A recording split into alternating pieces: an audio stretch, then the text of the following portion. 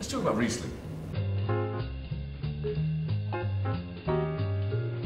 This Mosel wine here might only be 7.5%, 8% alcohol. Correct. And yet, in our modern era, something which is beautiful and refreshing and satisfying, and only 8% alcohol, people ought to be running to catch that wine, and they're not.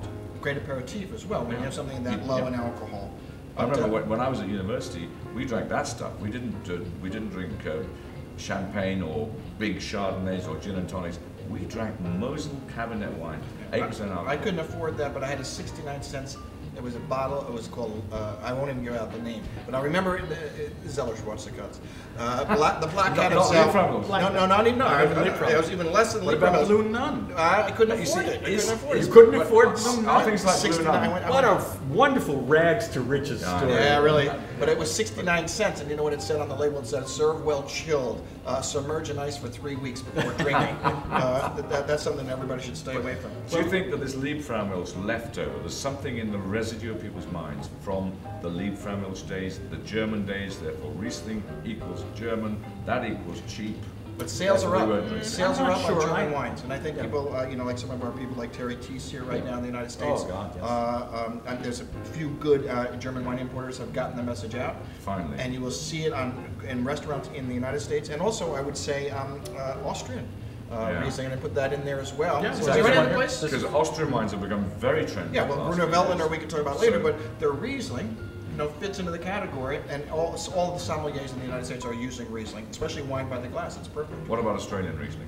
You don't see much of it here. And when I was in Clare Valley last year, wow, you were right. I mean, that dryness, that steeliness that you would get was fantastic. But for some reason, I don't know why it hasn't caught on. Maybe Australian Riesling is just people think that Australia is sort of Yellowtail and Chardonnay and Shiraz. I think Yellowtail maybe even hurt Australia because that's where you get that image. You talked about the Blue Nun image of Germany, the Yellowtail image of Australia.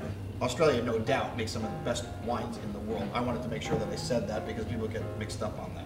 I think you can have a dominant brand which actually hurts a whole country. Lancer's Rosé, I don't think that Portuguese red wines have been given a fair kick probably because everyone thinks Portugal, that's either port sweet wine or it's that pink stuff. But you mentioned it in our meeting before, the table wines of Portugal, especially the red wines, are something to look at now and in the future. The world is changing. I agree. Well, let's put the shoe just briefly on the other foot. The producers have some responsibility here as well, because Oz, I think that you did put your finger on it. We don't really know what we're getting with the Riesling. We don't know whether it's really dry, moderately dry, off dry, sweet, quite sweet. And you could say, well, somewhere on the German label it's going to say Trocken or Haupttrocken or whatever, but the truth of the matter is that most of us are not terribly fluent in German. And even within that category, you can have, the wine can be a Spätlese, and then it can, which is a late pick, but it can be a Spätlese Trocken, Spätlese Halbtrocken, or it doesn't say anything. So we've all moved on. We say, I'm too thirsty, I'll buy a Chardonnay. I think in many cases, I'm gonna my final statement on Riesling is you got to go to the right store and you have to talk to the right person to buy Riesling. It's not the same thing with Sauvignon Blanc, another grape, or Chardonnay. But with Riesling and Pinot Noir, you better know from the retailer about what the wine is all about. Or sommelier in a restaurant. Hand sell wine. You've got to have passionate people stateside doing the selling, and we'll get the message across because it is one of the great, refreshing, versatile wine grapes of the world. I think one could simplify it somewhat. I don't think you will ever go wrong with an Australian Riesling from Clare or Eden Valley. They'll always be dry, they'll always have a screw cap, they will always be a very good deal, if you can find it. That's the problem. I also, in the United States, speaking of the Pacific Southwest, Washington State is the largest producer of Riesling in the United States. Never want to leave them out of the picture. No, Chateau Ste. Michelle, I think, produces 600,000 cases of Riesling.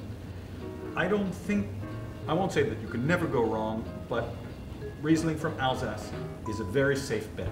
The odds are very good that it will be dry. The odds are very good that it will taste like a very good Riesling. And the odds are pretty good that the price will be right. And it's also a good place to get married. It's an extraordinary place to get married, and I'm still married to the same Riesling and the same woman. And he still doesn't have any friends. And I still have no friends. I mean, okay. No one's invited. Thank you. Thank you. Hey, let's toast. Cheers. Always toast, guys. I can taste.